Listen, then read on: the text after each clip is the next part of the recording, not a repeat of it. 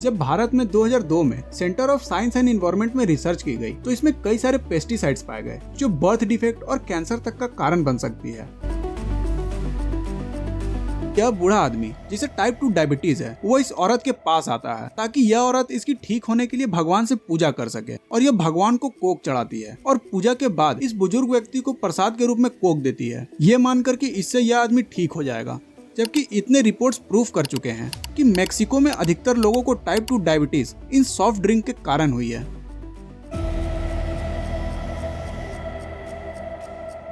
Forbes के अनुसार Coca Cola इस वक्त दुनिया की मोस्ट वैल्यूएबल ब्रांड्स की लिस्ट में 6ठे नंबर पर है और नॉन टेक्निकल ब्रांड्स में इसका नंबर सबसे पहला है। कोका कोला की अपनी ऑफिशियल वेबसाइट के अनुसार प्रतिदिन इसके 1.9 बिलियन बोतलें बिकती हैं और दुनिया में सिर्फ 2 ही ऐसी कंट्रीज हैं जहां आपको कोका कोला नहीं मिलेगी। एक है नॉर्थ कोरिया और दूसरा है Cuba.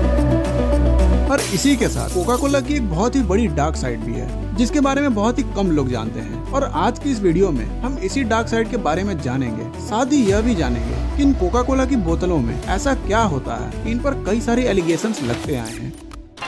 King size Coca-Cola gives you that refreshing new feeling. There's nothing like ice cold Coca-Cola. 1863 के वक्त फ्रांस के एक शहर बोर्डॉक्स में एक केमिस्ट एंग्लो मरियानी ने वाइन और कोकेन को मिलाकर एक न्यू ड्रिंक विन मरियानी के नाम से बनाया। अब ड्रिंक तो तैयार हो चुका था पर इसे मार्केटिंग की जरूरत थी, इसलिए एंग्लो ने इसके एड्स न्यूज़पेपर और मैगजीन में देना शुरू कर दिया।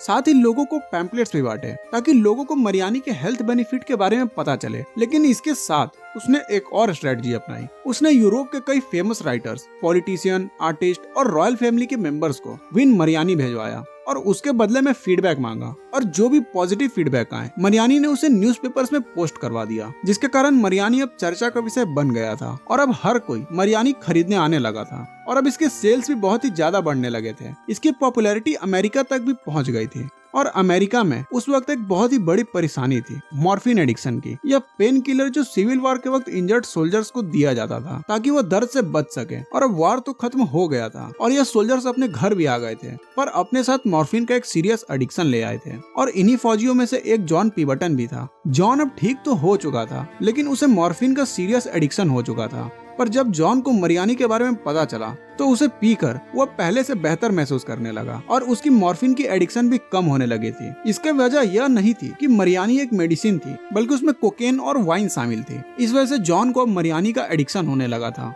क्योंकि जॉन खुद भी एक फार्मासिस्ट था इसलिए उसने सोचा कि क्यों न वो भी अपना खुद का एक ड्रिंक बनाए और जॉन 1884 में खुद का एक ड्रिंक फ्रेंच वाइन कोकेन के नाम से लॉन्च करा। यह बिल्कुल एक मरियानी ही थी लेकिन जॉन ने इसमें एक और चीज ऐड करा था और वो थी कोला नट जिसमें कैफीन होती है। 1880s के वक्त ज्यादातर लोग डॉक्टर्स के बजाय इन्हीं नुस्खों को अपनाकर इलाज किया करते थे, जिसके कारण जॉन भी इसे मेडिसिन के तौर पर लोगों को सेल करने लगा और सिर्फ एक साल बाद 1885 में प्रोहिबिटेशन लॉ पास हो गया जिसके कारण कई स्टेट्स में अल्कोहल बैन हो गया था और अब जॉन को भी अपने ड्रिंक से वाइन निकालकर कार्बोनेटेड वाटर को शामिल करना पड़ा। पर कार्बोनेटेड वाटर की वजह से ड्रिंक एक बार फिर से टेस्टलेस हो गया था और इसे टेस्टी करने के लिए जॉन ने इसमें बहुत ही बड़ी मात्रा में शुगर ऐड की, जिससे ड्रिंक तो एक बार फिर से तैयार हो गया था लेकिन इसमें से वाइन निकाल दी गई थी, जिसके कारण जॉन को फ्रेंच वाइन कोका के जगह पर एक नए नाम की जरूरत थी। ऐसे में उसके बुक कीपर फ्रेंच रॉबिन्सन ने एक नया नाम सजेस्ट करा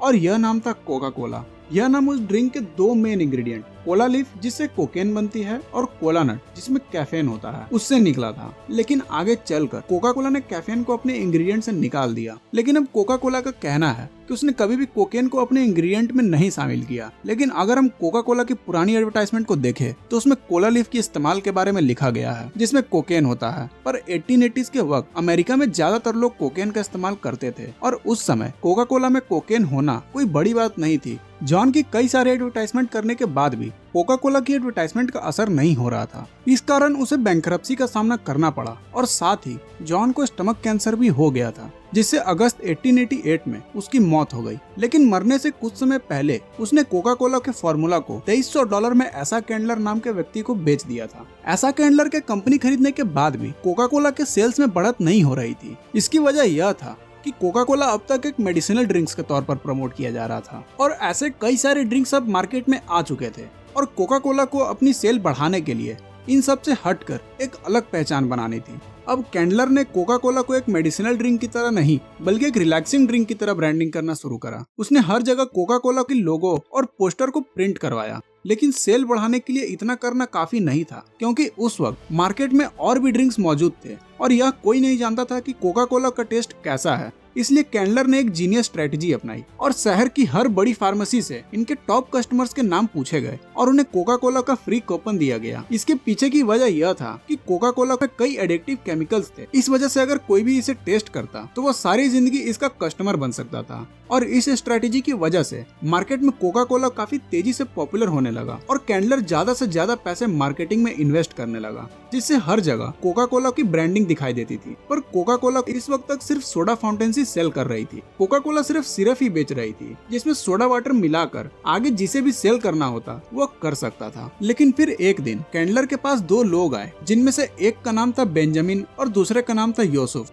ये दोनों बॉटलिंग का आइडिया लेकर आए थे, लेकिन कैंडलर को यह आइडिया कुछ खास पसंद नहीं आया। पर बहुत समझाने के बाद कैंडलर ने कोका कोला के बॉटलिंग राइट सिर्फ $1 में इन्हें सेल कर दिया। कैंडलर ने उस वक्त के फेमस सेलिब्रिटी, मूवी स्टार और एथलीट्स को कोका कोला को रिकमेंड करवाने के लिए बहुत बड़ी अमाउंट इन्वेस्ट करी। क्रिसमस के दिन ऐसे होल्डिंग्स लगवाए जिसमें सेंटा क्लॉज हाथों में कोका कोला की बोतल लिए हुए हैं, ताकि बच्चों के दिमाग में क्रिसमस और कोक को लिंक किया जा सके। अब जैसे जैसे कोका कोला ज्यादा से ज्यादा एडवर्टाइजमेंट में इन्वेस्ट करने लगा था, इसी तरह हर साल उसकी सेल भी बढ़ने लगी। पर कोका कोला की कमाई के पीछे सबसे बड़ी वजह थी वर्ल्ड वॉर 2। जैसे ही वर्ल्ड वॉर 2 शुरू हुआ, यूएस गवर्नमेंट ने ऐलान किया कि सबको शुगर अब पहले के मुकाबले कम क्वांटिटी में मिलेगी, जिससे कोका कोला की मुश्किलें बढ़ने लगी। पर कोका कोला ने यह डिक्लेयर किया कि कोका कोला तो एक वार टाइम प्रोडक्ट है, इसलिए इसे शुगर ज्यादा अमाउंट में मिलनी चाहिए। साथ ही इसने गवर्नमेंट में बहुत ही बड़ी अमाउंट में फंडिंग करा ताकि वह कोक के फेवर में जजमेंट दे, और हुआ भी कुछ ऐसा ही। गवर्नमेंट ने भी कोका कोला की बात मान ली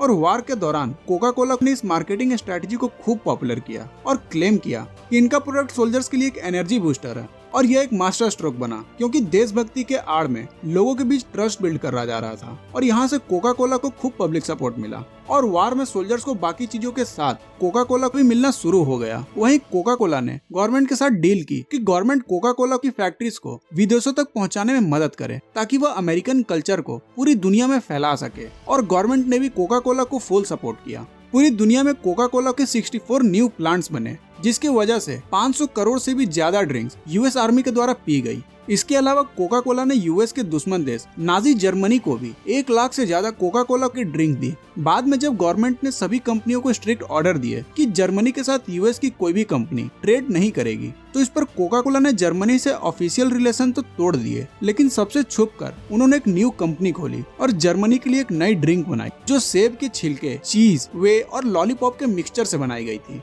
और उस ड्रिंक का नाम दिया फैंटा। धीरे धीरे फैंटा जर्मनी की सबसे ज्यादा पीने वाली ड्रिंक बन गई और जंग के बाद इस नई कंपनी से जो भी प्रॉफिट था वह मेन कंपनी कोका कोला के पास चला गया। कोका कोला हर साल अपनी एडवर्टाइजमेंट में 4 बिलियन से ज्यादा खर्च करता है और साथ ही बहुत ही बड़ी अमाउंट स्टेट ऑफिशियल्स और पॉलिटिकल कैंपेन पर भी स्पेंड करता है, ताकि ये हमेशा कोक के फेवर में ही बात करें। इसके अलावा कोका कोला फेमस एथलीट्स और स्पोर्ट्स इवेंट्स को भी स्पॉन्सर करता है, ताकि लोगों के नजर में अच्छी स्पोर्ट्स परफॉर्मेंस और कोका कोला को लिंक किया जा सके।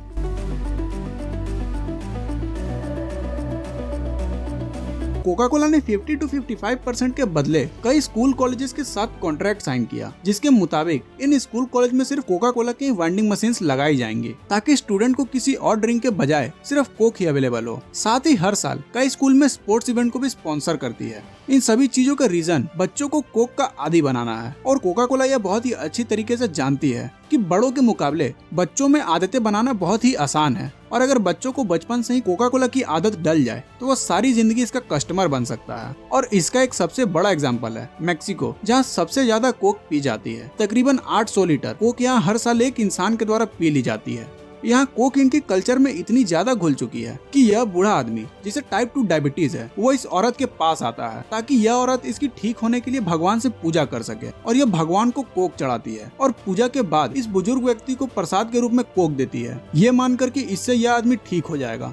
जबकि इतने रिपोर्ट्स प्रूफ कर चुके हैं कि मेक्सिको में अधिकतर लोगों को टाइप 2 डायबिटीज इन सॉफ्ट ड्रिंक के कारण हुई है, और यह जानते हुए भी गवर्नमेंट कुछ नहीं कर पा रही है, क्योंकि कोका कोला की पॉलिटिकल इन्फ्लुएंस मेक्सिको में बहुत ही ज्यादा है। एक व्यक्ति जिनका नाम था विंसेंट फॉक्स, जिन्होंने अपना कैरियर स्टार्ट किया था कोका कोला के डिलीवरी बॉय की तरह, और समय के साथ वो प्रमोट होते होते कोका कोला के मेक्सिको डिपार्टमेंट के हेड बन गए। और हुआ ये कि आगे चलकर वो मेक्सिको के प्रेसिडेंट बन गए। और जब कोका कोला को पानी की जरूरत पड़ी तो इनके गवर्नमेंट ने इन्हें 13 वाटर सप्लाई यूज करने का परमिशन दे दिया। और तो और इस एग्रीमेंट के बाद मेक्सिको में एक लॉ लाया गया जिसके अकॉर्डिंग कोई भी कंपनी जमीन लेती है तो उसमें आ रही वाटर बॉडीज उन्हीं की होगी, जिसके अकॉर्डिंग कोका कोला के पास अब ये भी राइट्स आ गए थे कि वो अब 8 वाटर बॉडीज में अपने कंपनी का वेस्ट डाल सके। इसका रिजल्ट ये हुआ कि आज मेक्सिको के चियापास सिटी में पानी इतना ज्यादा गंदा हो चुका है कि लोग अब टैप वाटर यूज नहीं करते। यहाँ तक कि टैप वाटर में से ई कोलाइड्स और क्लोरीन जैसे केमिकल्स हैं जो कि हमारी बॉडी के लिए काफी ज्यादा खतरनाक हैं। इसलिए वहाँ पर लोग कोका कोला ही पीना पसंद करते हैं, क्योंकि वहाँ पर कोका कोला की बोतल पानी के मुकाबले ज्यादा इजीली अवेलेबल है। जब कोका कोला पर रिसर्च होने लगी तो इनकी ड्रिंक्स पीकर लोग बीमार हो रहे थे, तो इन्होंने ग्लोबल एनर्जी बैलेंस नेटवर्क में भी फंडिंग करना स्टार्ट कर दिया। यह ऑर्गेनाइजेशन ओबेसिटी के ऊपर रिसर्च करती है और इसने भी यही लिखा,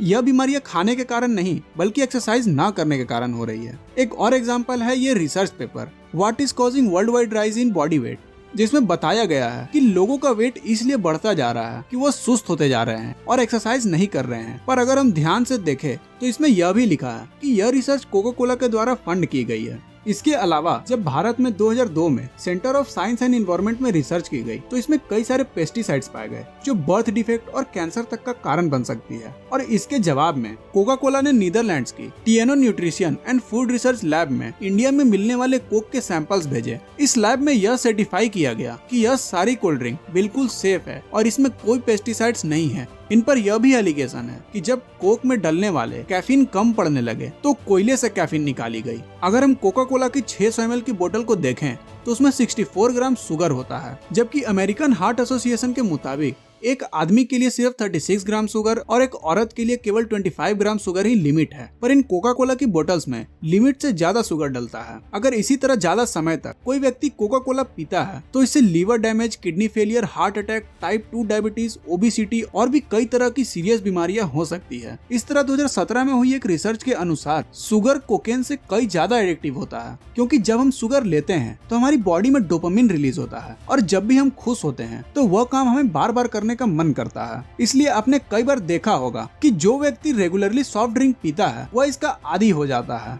और वह बड़ा रेगुलरली इन्हें पीने लगता है। पर अब एक और तरीके की कोक आती है, 0 शुगर वाली। तो क्या यह सेफ है? तो इसका आंसर है नो, क्योंकि इन कोक्स को मीठा करने के लिए आर्टिफिशियल शुगर का इस्तेमाल किया जाता है। और ऐसे कई रिसर्च हो चुके हैं जिनमें बताया गया है कि इन आर्टिफिशियल स्वीटनर से heart disease, mental problem, diabetes और भी कई प्रॉब्लम हो सकते हैं। अब इस तरीके की कोल्ड ड्रिंक में ब्लैक कलर लाने के लिए कैरेमल का इस्तेमाल किया जाता है और कैरेमल शुगर को हीट करके बनाया जाता है। ऐसे कई रिसर्च में कैरेमल को कार्सिनोजन बोला गया है। कैलिफोर्निया स्टेट्स के अकॉर्डिंग किसी भी चीज में इसकी अमाउंट 29 माइक्रोग्राम से ज्यादा नहीं होनी चाहिए और इन सॉफ्ट ड्रिंक्स में तो 138 माइक्रोग्राम यूज होता है, यानी 4 टाइम्स ज्यादा। जिस पर कोका कोला ने कहा कि वो अपना फॉर्मूला बदल देंगे, पर यह सिर्फ कैलिफोर्निया के लिए बदला गया और बाकी वर्ल्ड में वही कोक बेची जाती है। फरवरी 2006 में US food and drug administration ने एक रिपोर्ट पास किया और उसमें कहा कि सॉफ्ट ड्रिंक्स के अंदर बेंजीन गैस पाई गई जो कोयले के जलने और गाड़ियों के एग्जॉस्ट पाइप से निकलता है। तो फिर ये सॉफ्ट ड्रिंक्स के अंदर कैसे आया? रिसर्च करने पर पता चला